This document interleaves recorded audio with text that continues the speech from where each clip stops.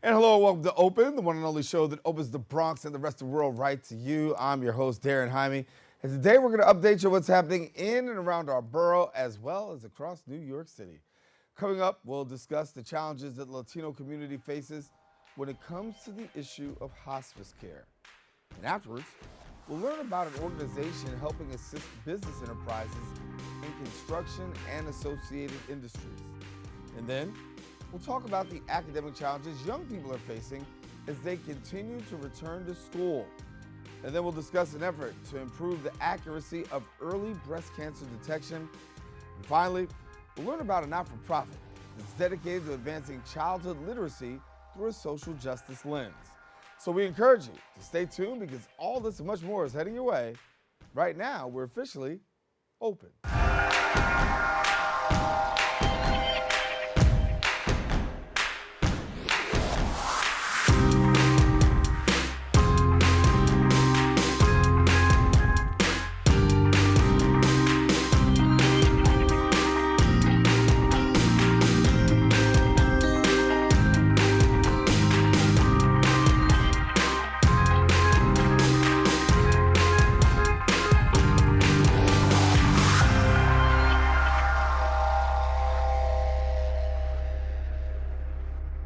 And hello, everyone. I'm Daren Jaime, and you are now watching Open, a live program that brings the Bronx and New York City straight to you. We also want to welcome our viewers on Manhattan Neighborhood Network as Open is being broadcast live simultaneously on the MNN channel. You can also stay connected to us on all of our social media platforms at BronxNet TV. And of course, don't forget about our website at bronxnet.org. Some things have been going on through the past week. We'll take you through it with some Bronx updates.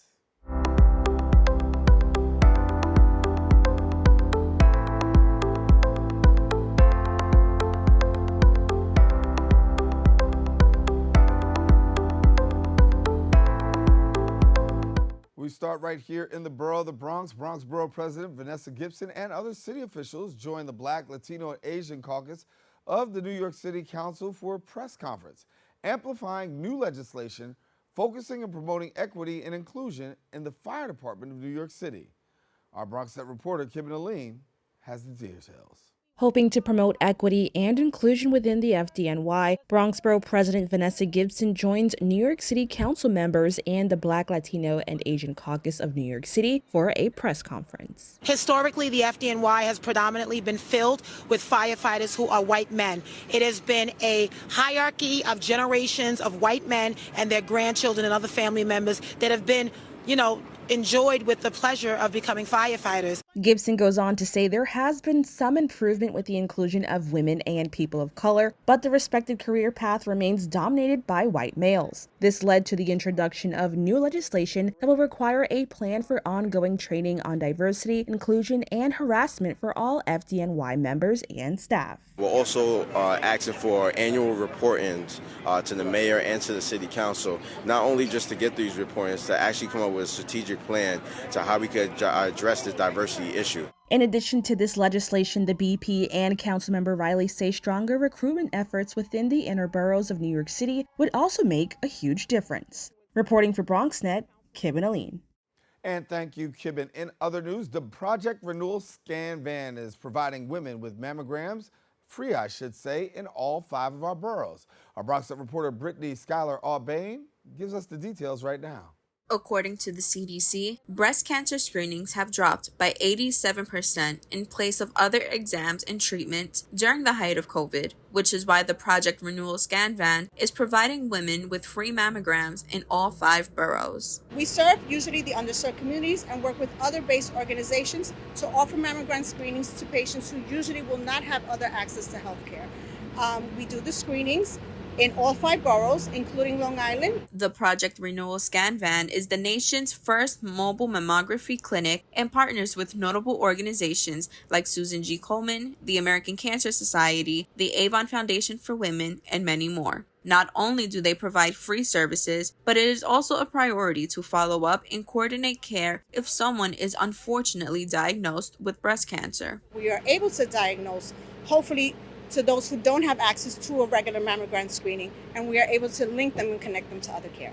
Early detection is critical for improved breast cancer outcomes, which is why the Project Renewal Scan Van is adamant about providing free services for women who are homeless, have low income, are uninsured, or are underinsured. Definitely, we see the progress where if they do receive, because they've gotten the test early in the early detection, their outcomes are much better.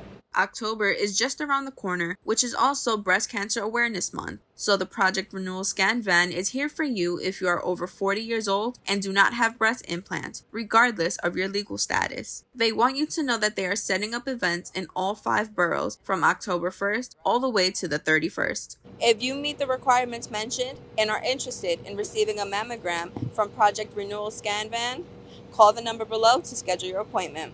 Reporting for BronxNet, Brittany Schuyler Albane. And thank you, Brittany. That's all the time we have for our Bronx updates. We are taking a quick break, but don't go anywhere because guess what? We have more open when we return.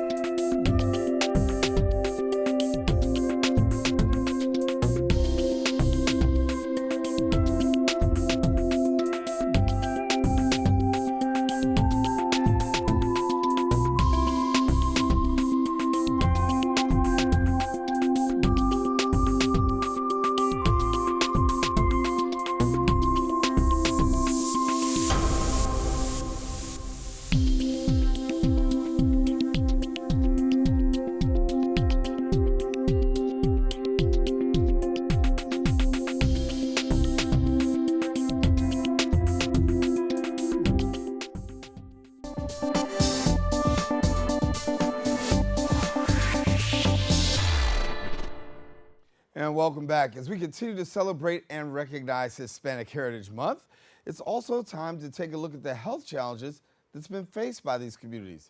The inequities are striking, including in New York City, and many organizations are looking to better meet the needs of this particular community. And our next guest is here to talk in depth about the underutilization of hospice services right within the Latino community. Joining us to share more details is the hospice liaison at VNS Health, RN Clarissa Santos, and we thank you so much for being with us, Clarissa, and sharing. Thank you for having me, Daren. Yes, well, you know, hospice is a very delicate conversation to have with just in general. And it seems as though when you come to communities of color, and particularly in the Latino community, hospice isn't also well received. So from your perspective, talk to me about what you're seeing with Latinos, Latinas, when it comes to hospice. It's a good question. First of all, despite the fact that most folks have Medicare, Medicaid, and hospice, this can be covered by either one, we don't utilize hospice, and I find several things. The very first one being the language barrier. A lot of times Hispanics, English is not their first language. When they're going to routine doctor's appointments, it's much harder when families don't really understand a person's diagnoses or the options they have at the time. I remember working once with a patient who was a lady who was being taken care of by her adult children. She didn't even know their mother had cancer. Like the doctors, the social workers had never explained, so they didn't really know what options. They just knew that their mom was very ill and was going to probably pass very soon, and they didn't really understand their options. So it's very important for for this community to have someone, first of all, who can speak their language and who can explain to them, in a way that they would understand, Yeah. what is going on, what are your options, And among Hispanics in general, we also have, the idea of very family oriented. So they don't want to hear about a loved one being in a hospital. They want to know, what can we do? So that's a beautiful thing about a home hospice in particular, that we're able to bring these people who are terminally ill home, and they can be taken care of by their families in the comfort of their home. You kind of touched on what I wanted to talk about, because when we talk about families, they're stuck with the choice sometimes of having to care for their loved one and doing it all by themselves. And when it comes to hospice, as you said, that can sometimes be rejected, right? And it's rejected because I want my loved one with me, or we just don't feel comfortable with the healthcare system, which is very prevalent in communities of color. So how do you navigate that situation for families, particularly in the Latino community, to give them that assurance of the services that you provide, and at the same time letting them know everything's going to be as best as can be? Yeah, see, that's why I value my role very carefully. A lot of times, I'm usually the first person who can speak to them in their language, in Spanish, and explain to them what is going on and what are their options. And for the most part, once I explain to them the services we're able to offer, we have not just a nurse that comes into the home to explain the care that the patient needs.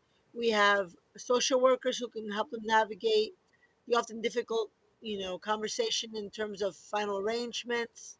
We have a spiritual care counselor, which can help, especially in a family who's very religious. Let's say we have a Catholic family who's inquiring about, anointing of the sick, or, someone that comes see. Our spiritual care counselor can connect with their local priest, or look at a priest, someone who can come give the patient at home their services and what they're looking for, and also to still give them a sense of still identity. A lot of times Latinos, whether it be the caregivers, the families, they find themselves lost. They feel loss of identity because prior to the illness, they were very independent. We know among the Hispanic community, we have, many, many stories of women who have raised 6 and 7 children on their own with very family support. These kids came through. And we also have the caregivers. We have, especially in our community, a lot of women who find themselves kind of in the middle. They're raising their children, but they're also finding themselves caring for their ailing parents. So it's very important that we explain to them that we do have services, we have support. Hospice is not just for the patient, but it's for the whole family. We take the family oriented beliefs of the Latino community very seriously. We want to make sure they know that this is for the whole family. It's for the whole village, not just for the patient. We offer services for the caregivers. If they feel that they're not comfortable with something, our nurse can help them address issues with whatever needs the patient needs, whether it's wound care, whether it's oxygen, whether the patient has an IV. Our nurses can help educate them on that. And like I said, once again, we have our spiritual care counselors and our social workers, which are also able to help them with any questions they have outside of the patient's medical needs. Right. Need to know about funeral services, spiritual care, very important. There's not all, but most of the community is Catholic, Christian of some sort, very close to their church. We can provide them linkage with their pastors, their priests, so that they feel that they're always supported. Very important. So when we talk about concerns, obviously you said sometimes you're the first person, right, that has the opportunity to talk to them. And there are a lot of fears, first of all, because we understand that with hospice, there is going to be this transition from life to death. And sometimes that's just uncomfortable all by itself. But then to know that you're entrusting the care of your loved one to someone else, that could be another burden to bear as well. When you're talking to families, what are some of the common concerns that we're hearing amongst the Latino community with regards to this? Because we know that there's some great benefits in hospice, but if we don't debunk some of these myths and some stereotypes, we'll still continue to have to go through some of these doors. Yeah, that's true. A very big barrier. There is still, even with the education, there's still a lot of folks, unfortunately, who equate hospice with hospital or death. They feel that as soon as they hear the word hospice, it means my loved one is dying any moment now. What part of what I do when I speak to the family, I explain to them, this does not mean that your loved one is going to pass away tomorrow, next week. The doctors explain that your loved one, your mother, your father, your grandmother, has a terminal illness, which we expect, give or take a few weeks, about 6 months of life expectancy. We have found, though, in recent studies that people who go on hospice care and receive the services we offer often outlive the 6 month expectancy. and they're also much more comfortable at home. The idea of hospice is to work with the family to assist them in any way possible. If they need education about caring for their loved ones, our nurses can assist them with that.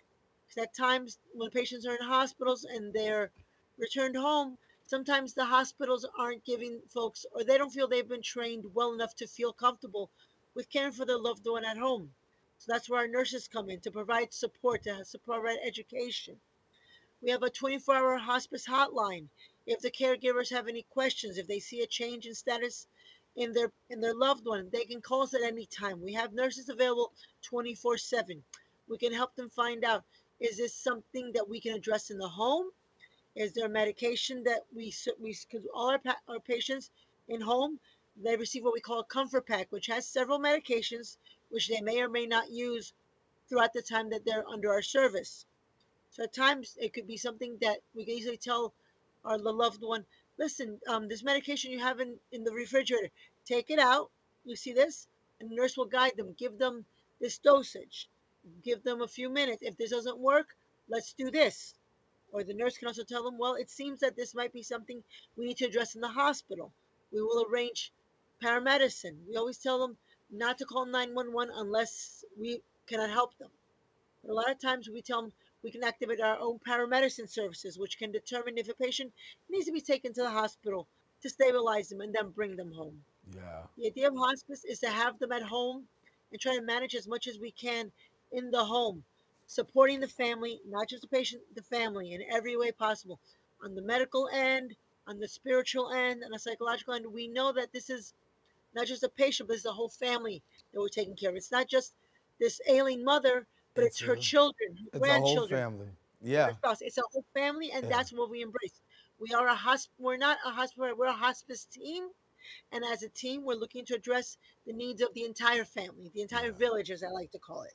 Well, Clarissa, I want to thank you so much for sharing with us. I think that it's very important for people to know that there are people such as yourself and also the organization that's out there, VNS Health, designed to really help people in the most tender of times. And thank you for the service that you're providing to let people know what's available through hospice and the work that you do, especially for those who are in their final stages sometimes. Thank you so much, Clarissa. Thank you so much, everyone, and a happy Hispanic Month, everyone. And if you have any questions, you wish to learn a little more about VNS, we have services you can call. No, don't take my line. I'm giving the information right now. So hold on 1 second. All right. All right. I don't want you to take all my lines. I got to take one more. So let me take this line and tell you, if you want more information, you can visit the website at vnshealth.org. And then also, you can call them at 1-800-675-0391. Don't go anywhere. We'll be back with more Open coming up right after this.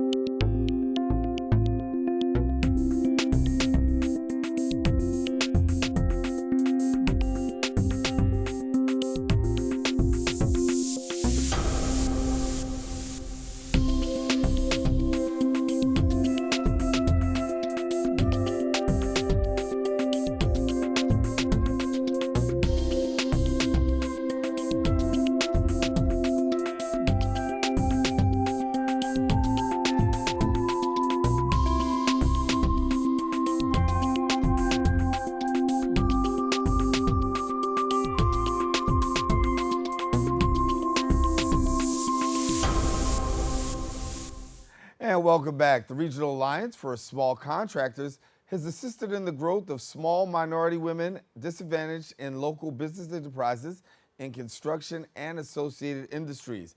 And we're pleased now to have us sharing with us the Executive Director of the Regional Alliance for Small Contractor, Zenaida Rodriguez. And Zenaida, thank you for being with us. Thank you. Thank you for having me. Yes, and so when we talk about small contractors, the word small indicates small, but the fact is you're not so small. There's a lot of small contractors out there. So talk to us about the Alliance. So yes, you're absolutely right. A little bit about the Regional Alliance for Small Contractors. I recently took over this position to kind of bring it back. History, it's been around for about 30 years. And the purpose of the organization, which is a 501c3 advocacy organization, is to provide training programs to the small businesses so that they can get access to contracting opportunities throughout New York State and New Jersey.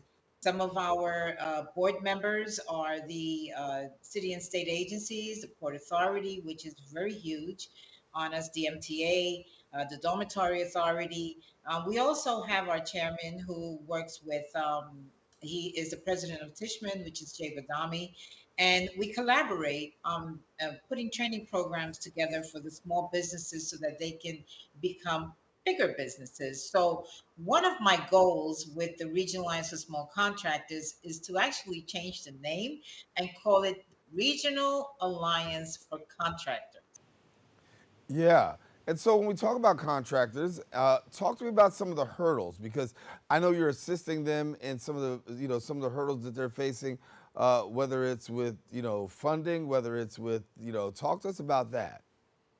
I think it's a mixture of, well, I know it's a mixture. I have over 21 years experience working with the MTA and their small business program, and it's allowed me to understand some of the issues that the small businesses, and basically it's knowledge of the internal system that government agencies have in place with their procurement process.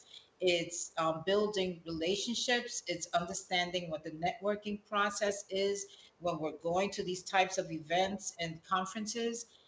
It's also financing is huge in the industry. The businesses are struggling with trying to find the right financing opportunities that can help them get access to these contracts, which is extremely important. Understanding where your business plan fits in, understanding the bid preparation packages, all of these, all of these issues are huge with the small businesses because in the past they've we have our mom and pops, and honestly we don't think about the structure of incorporating a good business into these types of contracts. So you've got a conference coming up, and I want you to take some time and share with our viewers a little bit about what people can expect from your conference. It's taking place on October 31st. Yes. So the conference that we will be having on October 31st is the 28th annual Competitive Edge Conference. It's a collaboration of city and state agencies that got together back in 28 years ago. We're looking at Battery Park, MTA, New York City Housing Authority, the Dormitory Authority, Small Business Services with the city. And our mission is to bring this type of information on a yearly basis to the small businesses. This year, our theme is Back to Business 2.0. It has a lot to do with the fact that we're trying to move to the next stage out of the pandemic and into Back to Business 2.0. A lot of businesses have been affected by the pandemic. Our relationship has actually changed, and our workshops are geared towards helping them come back to business on a perspective of an agency. For yourself, talk to me about the hopes as you have these businesses get together, having the opportunity to have exposure networking resources available. What is the hope that you have as the conference concludes? So I can tell you that historically, businesses walk away with contracting opportunities, if not some type of new knowledge on the regulations that New York State has put in place. We're looking at discretionary guidelines. We're not looking at large contracts sometimes. We're looking at anything that may be under 50,000 and over a million. So we bring the awareness that these contracts are available and so very necessary for our small businesses to take advantage of it because these large capital projects that you see, for example, the MTA and the subway stations, there is a guideline that these contracts are given to the government, with the understanding that there's a percentage that has to be allowed to the small businesses. So it's a balance here. This large the large agencies need the small businesses just as well. And so for yourself, I know that you've had a lot of work with the MTA and bridging that gap too, and talk to us about how all of that has worked with where you are today in terms of being able to assist and bring assets towards the community and business. So, I'll go a step back from the MTA. I actually managed a small cleaning company way back when. And then, as things work out, I was offered this position over at the MTA about 21 years ago, and it was basically to introduce small businesses to the opportunities at the MTA. So, I guess things work out for a reason. Mm-hmm. The business relationships that I put together offered me this position as executive director of Regional Alliance. And what I'm doing is I'm marrying the agencies with the organization to help them grow. So, the MTA offered me many opportunities, a lot of knowledge, understanding of the procurement process, working with the New York State Governor Hochul's office in making sure that the guidelines that are set forth under the Hochul administration is also shared with all of the agencies, and the MTA does very well with that. Yeah. So, Yes. as I want to ask about criteria before we go, what is the criteria for someone to become a part of the alliance? So, to be a small business, right? To be interested in some type of business, we bring businesses on anywhere from the very beginning to middle to corporate membership. We do have a membership, and reason being is because we put a lot of events together and we do a lot of training programs. And we have a lot of financing programs that are coming out of the Regional Alliance that will help them grow. This is our passion. We have a great staff, experienced staff. We teach them certification on how to get certified through New York State, through the federal, and that's important. And that's very important to be able to take advantage of those opportunities. Yeah. Well, I want to thank you so much for joining us and being with us, Zenaida Rodriguez, for sharing a little bit, Executive Director of the Regional Alliance for Small Contractors. Thanks again for sharing with us. I thank you so much for this opportunity. Thank you. You're welcome. Well, we want to let our viewers know, too, if you want more information, you can visit their website at regional-alliance.org and then follow them on Instagram at regional_alliance. We encourage you, please don't go anywhere. We will be back, I should say. My tongue is tied. We'll be back more open right after this.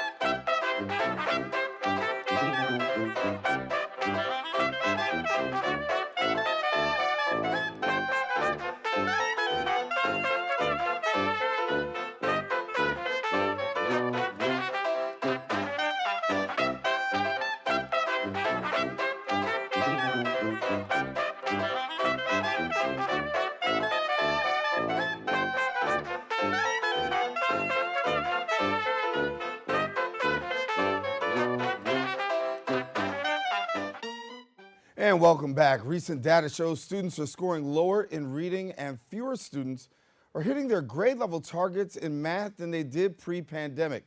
Now, from early childhood through early adulthood, there are many resources available to Bronx families looking for additional support this back-to-school season.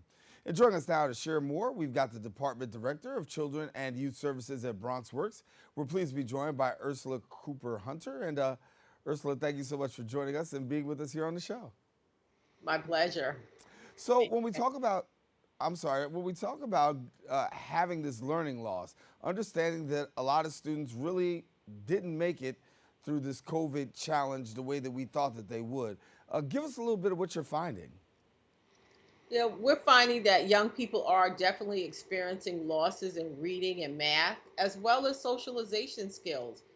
Virtual instruction severely limited their ability to interact socially with peers. And we're often seeing that limited social interaction remove the opportunity to practice problem solving together.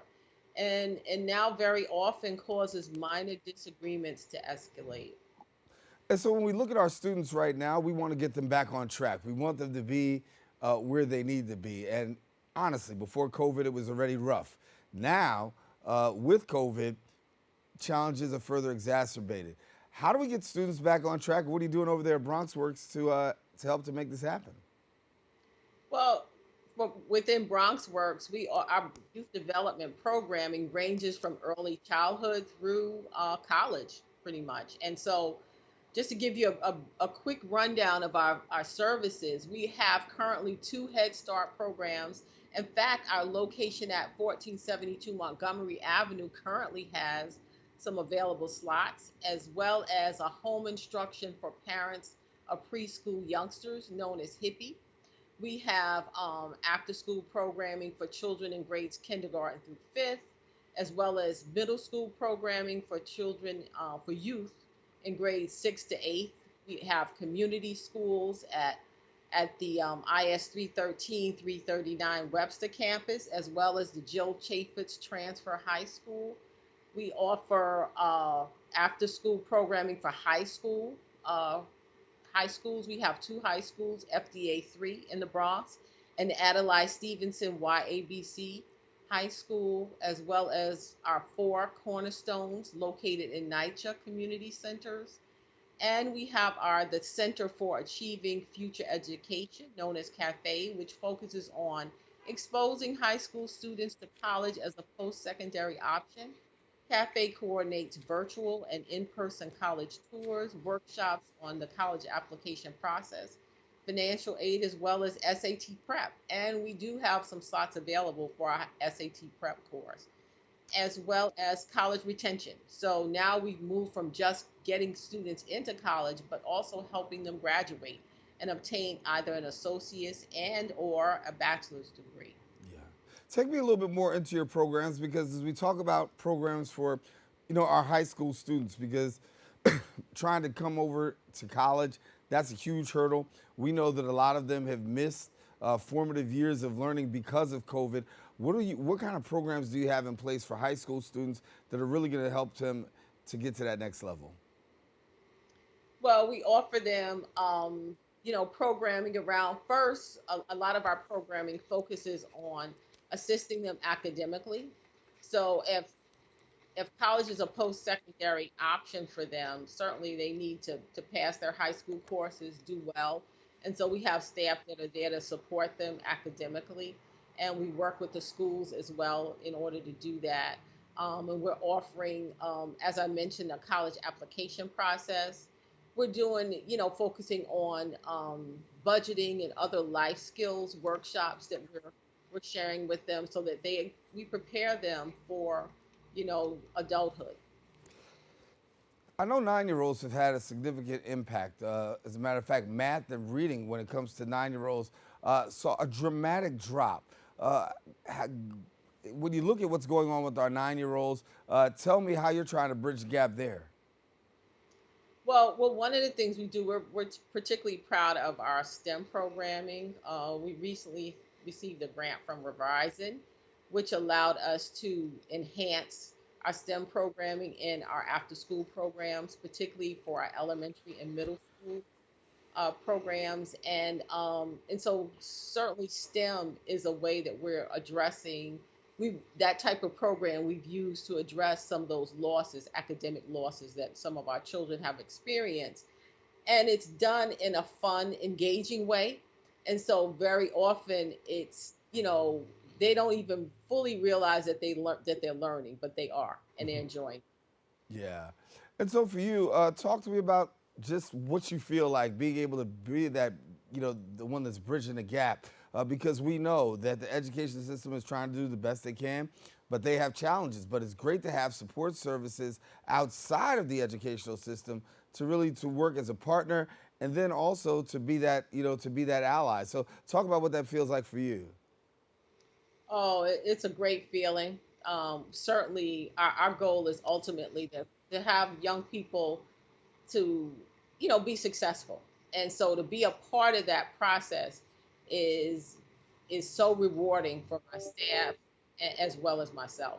So we're happy to support the families of the Bronx. Yeah.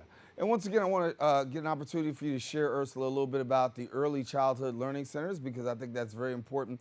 We've got a lot of parents out there that could probably partake of those services. So tell people how they can get connected to those. Certainly, our website, the BronxWorks website, will provide them with specifics and contacts and phone numbers of people that they can get in contact with at our early child care centers. All righty. Well, Ursula, I want to thank you so much for coming and sharing with us. But before we go, I want to ask, is there anything else you want the Bronx to know? Well, that BronxWorks is here. We have awesome youth development programs, and they're safe, they're structured, they're engaging, and we have an awesome group of staff that are dedicated to helping young people realize that they can be successful. Yeah. Well, Ursula, I want to thank you so much for being with us today. Ursula Cooper Hunter, who is the Department Director of Children and Youth Services at BronxWorks. Thank you for being with us. Oh, you're quite welcome. Thank you. All righty. Well, I want you to know that if you want more information, we encourage you to visit the website at bronxworks.org. And of course, you can follow them on Instagram and Twitter at BronxWorks. We encourage you to don't go anywhere. We'll be back with more Open coming up right after this.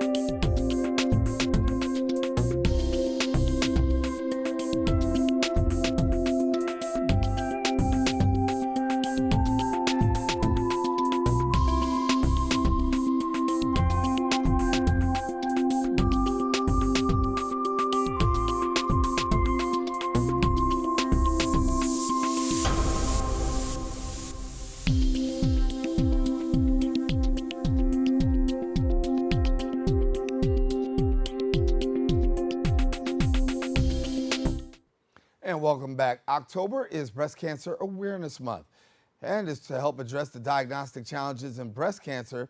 Todos Medical developed the first blood test of its kind to accurately detect the presence or absence of breast cancer in women with abnormal or difficult to interpret image findings. Now, joining us to share more, we've got the CEO of Todos Medical Ltd., Gerald Commissiong. And Gerald, good to have you back. Thank you for having me. It's a wonderful opportunity to talk during Breast Cancer Month, and I know that so many people are glad that this month is here in terms of awareness and to bring more height to, heft, I should say, to the issues of breast cancer. So for us, an opportunity to share with somebody that's making a difference. When we talk about Todos, you're taking it to another level yourself. So give us a little bit about this. Sure. So this test called the Videssa breast cancer test was developed, originally spin off of Harvard University, developed over the last 10 years. Over $50 million went in, over 1,000 patients prospectively gathered, and we showed 98.4% negative predictive value. So if we tell you don't have breast cancer, you have virtual certainty that you don't. And with regards to women who have inconclusive mammogram findings, that's a big deal because most of the time they end up going for secondary diagnostic strategies, ultimately leading in a biopsy, which can be very uncomfortable and can also present health challenges alongside the anxiety of waiting to whether or not you actually have a result. So what we see with this test is a real opportunity to make a difference for women with breast cancer who, year after year go in and have abnormal findings only to ultimately conclude that there's nothing wrong. This would be a game changer for them. Yeah. And so how does this work? It's very simple blood draw. At the doctor's office, they send it to our lab. We look at specific serum protein markers and tumor-associated antibodies with breast cancer. And we send back a result that tells you whether or not we find that you are unlikely to have breast cancer. So if you're unlikely to have breast cancer, there's almost 99% certainty that's the case. If that's not the finding, then we do recommend you go for more invasive testing, and you do go, in fact, get that, that additional imaging and that biopsy because the heightened risk that you do have breast cancer. And so, that way you can target those additional interventions at the people who are most likely to get it, and you can save the agony for most of the people, a vast majority of the people who are unlikely to have breast cancer after that abnormal finding. When you talk about the abnormal finding, you have the abnormal findings. Sometimes when you read results, they can be not so easy to be able to be distinguished. Talk to us about what goes on the life of an individual who really has to encounter this, because you go for a test and you hope that it's obviously the hope is that you're testing negative, but then when you get to the place where you find something that could be abnormal, you get to the place where difficult to be able to be read. On the part of that patient, there becomes this new sense of heightened emotions. Absolutely. And the thing to remember about this is happens to, in fact, almost 40% of women. So this is not, a small issue. This is a big issue. All of us, at least on the male side, we have wives, daughters, mothers who have to go through this. And it presents a real challenge because, you have this inconclusive finding. And there's always, we don't think we're not sure if it's breast cancer or not. And then you eventually have the 2 to 3 week wait while you get those additional tests and ultimately get a result. And you have the fear of the biopsy and also the pain and the potential infection associated with the biopsy. And it's, again, not a small number of women that this happens to. So it presents, emotional challenges, not just for the woman, but for the family. It presents timing challenges. Women have to take more time off of work to deal with this, potentially healthcare challenges. So, having something that can really give a definitive answer very early on and dramatically reduce the risk associated with that is very, very important. Yeah. And for yourself, talk to me about the role that Todos is playing right now, because this is obviously very much, as you say, a game changer of sorts, right? To be able to have this infusion into the lives of people who are, being tested. Give us your perspective on just the actual ability to have this test and your thoughts behind it. Sure. So we acquired the rights to this test about 2 years ago. And we've been diligently putting the pieces in place to bring it back into the market because it was taken off the market because of basically financing. So we put the money in to acquire it. We're putting the money in to complete the development and get that unique CPT code, which is what is really needed to get reimbursement for the test, because obviously on a cash pay basis it becomes quite expensive. So the role we're playing is we're putting in that that effort and that money to be able to bring this forward, and then we're going to be doing the work to educate the population on the utility of this test. So that's really kind of the last few miles of bringing it to market, and then the real challenge of commercializing. So our strategy is we're going to go after some unique markets where we can get kind of critical mass, show the benefit in that population, show the benefit to the insurance companies so that they can ultimately cover it. That's always the barrier with some new technology. And then roll it out in more jurisdictions and ultimately nationwide. On an international front, we'll be doing the same, but we'll probably be doing that through partnership. Once we complete the next set of studies, partnering with local companies that can promote this and distribute it in those international places. Yeah, Gerald, before we wrap up, I do want to have the opportunity to let you share with our viewers, as this is Breast Cancer Awareness Month, what you'd like people to know as we bring awareness to breast cancer. Well, one of the big things to know, of course, is that during the COVID pandemic, there was a significant reduction in breast cancer screenings. So go out and get that screening if you haven't had it in the last couple of years. That's something that's obviously very important. Earlier the diagnosis, the earlier you can treat, and the better the outcomes for all the patients. For us, in terms of what we're doing, we're a public company. Our stock ticker is TOMDF. We obviously want to get as many people supporting the company as possible so that when we bring this out to the marketplace, it has a good reception. So follow us, www.todosmedical.com, as we embark on the journey of bringing Videssa into the marketplace. All right. Well, Gerald, we have to leave it there, but thank you for the work that you're doing. And thank you for bringing us some more information during Breast Cancer Awareness Month that we can be able to pass on to our viewers across New York City. Thanks for joining us. Absolutely. Thank you for having me. All right, and good to see you again. All right, I want to let you know now, if you want more information, of course, visit the website at todosmedical.com and then follow them on Twitter, at Facebook, I should say Twitter and Facebook at Todos Medical. We encourage you, please don't go anywhere. Open will continue right after this.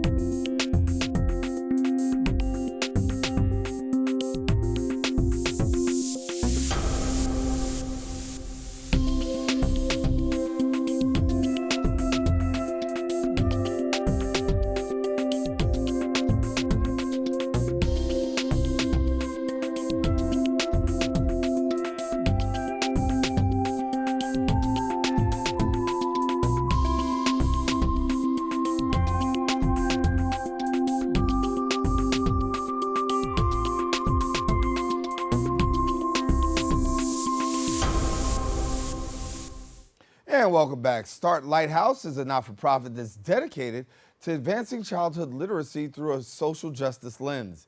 Now they opened their inaugural literacy hub at PS5 Port Morris in the Bronx, where they'll serve over 600 students and their families in the 2022-2023 academic year. And joining us to share more, we've got Start Lighthouse's executive director and co-founder, Rina Madhani, and then also the director of programming and curation and co-founder, Concetta Gleason. And ladies, thank you so much for being with us. Thank you for having us. Good, good. And Rita, glad to have you back again, and this time with a very special twist, an inaugural hub here.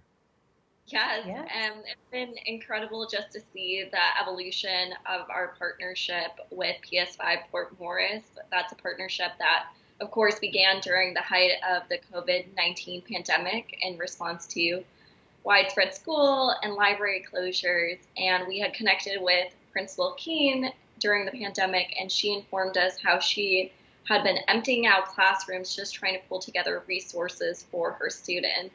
And so when she found out that we wanted to bring books for her students and bring in these customized literacy toolkits, she was just so amazed by what we had to offer.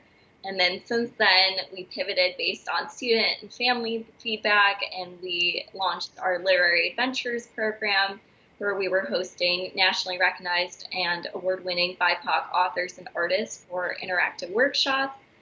And then from there, we realized that we want to be able to establish a permanent presence within the school, within the community, and that led to the creation of our inaugural Literacy Hub.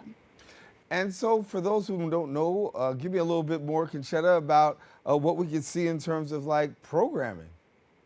Well, in terms of programming, well, today and this week, we are just floating on air because we hosted our first full-time in-person visit yesterday with the phenomenal Jamila Tompkins-Bigelow. She did her book release launch with us, and she read her new book, Hold Them Close, a love letter to Black children to 2nd, 3rd, and 4th grade, and led creative writing workshops. So our students had a once-in-a-lifetime opportunity to meet a prolific writer, create poems with her, and every child was just floating on air with their brand new book, and most of the copies signed. So we're looking at author visits, illustrator visits for every grade, book clubs, read alouds on a consistent basis, literacy stations, really making sure we support every child's development of a home library through their own selection and choice. And from there, we build to destroying the literacy crisis in our community. Yeah. Rina, do you get a sense that most people know about the literacy crisis? I think that when we talk about the numbers are quite staggering. I mean, I knew there was a crisis, but there were some numbers that really stuck out to me. Let me just run a couple by. In the Bronx, there's only one age-appropriate book available per 300 children. Across New York City, the state, I should say, not New York City, New York State, 47% of schools do not have libraries, and there's less than one librarian for every 3,400 students. Now, if that's not a crisis, I don't know what is. Yeah, absolutely. Yeah. It was just so shocking for us to uncover as our work has progressed throughout the various schools that we've been in within the community. And I think oftentimes individuals may forget that books are a luxury item for the students and families that we're serving within the Bronx, especially for many students and families that are also rent burdened simultaneously. And the reality is that with the recent budget cuts, as well as due to COVID, school librarians were the first thing to go. And that's also something that just hasn't been heavily invested in. And so really as an organization, our aim is to really help revitalize the literacy culture across the community, but within each individual school community that we're serving. I want to talk for a minute about how you're helping students develop in a special kind of way, because what you're doing actually is you're also helping students to actually be able to build their own libraries, right? First of all, talk about the importance of it, and then second of all, how this occurs. Yes. We have the great privilege, as I mentioned, having authors and illustrators visit us on site. But the truth is that's the drum excitement. Every artist knows they're there to support the students developing their home library across the school years. That means getting them excited about the book they're receiving that day. And that leads to a free shopping experience where every child has the opportunity to select books, brand new, beautiful books, Barnes & Noble, high quality, first edition books that no secondhands, where students can explore and see the books they like and take it for their home library, because we have the most interest and excitement from kids when they're choosing books for themselves, when they are in charge of their home libraries. And we have very special curation. We take into their background, social economics, their home languages, their cultures, what books and would appeal to them the most, that represent their life, that provide the windows and the mirror's point of view into the world they live in, as well as finding books that are appropriate for their grade, appropriate for their reading level, that encourage them to keep going, to keep building. So for us, it always boils down to self-selection. If a child is in charge of building at their home library, we're gonna have a strong reader on our hands if we put the time and effort in. Yeah. And Rina, I know it's got to be a great feeling, because the word that I like to use all the time is bridging the gap. And the work that you're doing really is bridging the gap for our young people, bridging the gap within the educational system. Talk to us about the fact that you're able to get this going, what this actually means for you. I mean, it's just such a tremendous honor. And the fact that Concetta and I were able to join forces and just conceptualize something so large and just bigger than us for the community, and the fact that now that we're establishing these permanent spaces, these permanent homes, we can really create a lasting impact, a lasting legacy for these students as we help them become lifelong readers, writers, and also at the same time, we're nurturing the next generation of change makers and activists within the Bronx. Yeah. So the big question is, what comes next? Oh, more literacy hubs. That is what we're very, very grateful and happy to say. We have a wait list, and we have lots of big plans for our current hub. We want to keep building improvements to living space, meaning we are responding to our students' needs as they improve the literacy levels.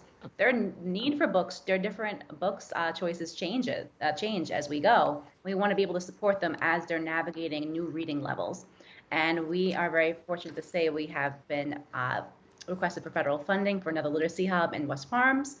So hopefully that will be happening soon, knock on wood, and we have a few wait lists that we are excited to bring on. Yeah. So every child in this borough is going to have a home library. That's our end game, and they're going to be able to read on or above reading level. Yeah. So, Rina, if I'm a student or a parent, how do I tap into the resource available to me here?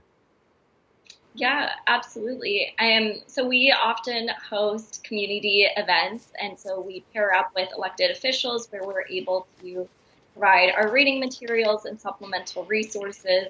You can also just connect with us directly on startlighthouse.org, and you can make a request for us to come to your child's school community and connect us with administration, because ultimately we're also looking to centers, family members, and caregivers in the work that we're doing.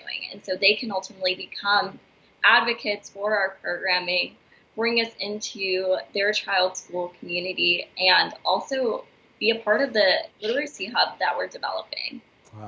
Well, Rina, Concetta, thank you so much for being with us again. Congratulations. I think that's great work. The last time we talked, you were on the way, and now even further since the last time we talked. Great to have you both, and congratulations. Thank you. Can I just do a quick shout out, because we will be doing a distribution event our amazing author and illustrator and future author, Laura James, is hosting River Gardens Harvest Festival this month, and we will be doing a free distribution of Bronx authors and books. Oh, by Bronx authors, beg my pardon. All right. We're not giving them away, but they'll probably combine. No worries, no worries. We thank you. All right, well, ladies, thank you so much for being with us. And we want our viewers to know, if you want more information, we encourage you to go ahead and visit their website at startlighthouse.org. And then, of course, you can follow them on Facebook at Start Lighthouse. Well, we've come to the end of our show today. Yes, and can't believe it went by so fast. I want to thank all of our guests for joining us, and most of all, the viewers for tuning in. Now, if you missed any part of today's show, you can catch Recablecast on Optimum Channel 67, Verizon Files Channel 2133, or watch anytime on the web at bronxnet.org. You can, of course, catch a brand new episode of Open with my girl, Rina Valentine, on Friday. This wraps up our episode for us. I'm Daren Jaime. Make sure to keep this channel wide open. We say take care and God bless.